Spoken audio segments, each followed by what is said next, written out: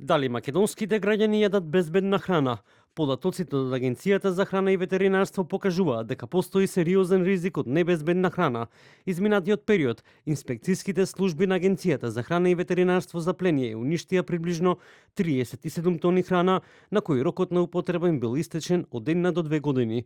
Спречен бил увоз на 20.500 килограми замрзнат компир наменет за македонскиот пазар, но и уништиле 2000 килограми небезбеден пилешки стек.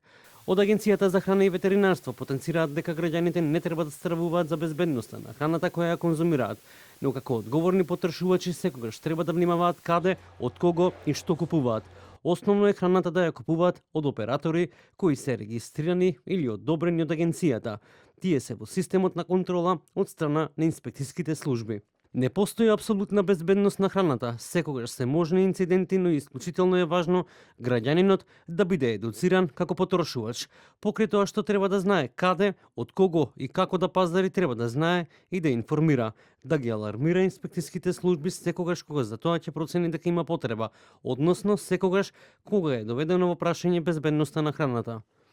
Од Царинската управа информираат дека на граничните премини секој увоз на храна подлежи на задолжителен преглед на официјален ветеринар на Агенцијата за храна и ветеринарство. Во изминатиот период, увозот на месо беше ставен на критериум на ризик, при што откриени се повеќе случаи на царински измами, каде увозите се распоредувале во тарифни ознаки со пониски царински стапки со цел избегнување плаќање давачки.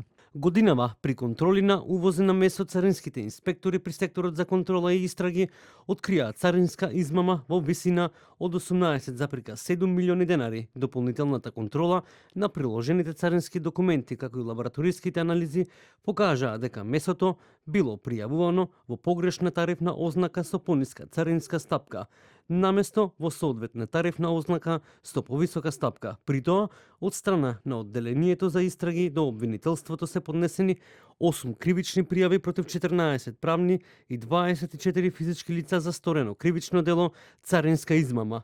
Дополнително, од Царинската управа информираат дека во однос на откриени и спречени обиди за шверц на храна, годинава е спречен обид за шверц на над половина тон маслиново масло и 4 тони овошје и зеленчук.